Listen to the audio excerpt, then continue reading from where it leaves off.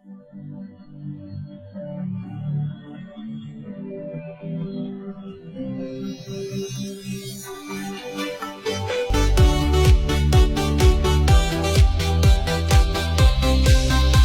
lang panlasa ko, parang biglang nawala ang saya. Lahat ng pagkain parang papel, wala akong maramdamang ligaya. Kumain ako ng adobo nang walang kahit amoy, parang uling na tinapay, wala akong naramdaman, hoy. Kumain ako ng sinigang, asim, tamis pa daw, pero sa aking dila parang tubig lang na malabo. Wow! Pati sa ice cream na dapat matamis, parang lupa na puro yelo. Anong nangyari sa akin, di ko na malaman.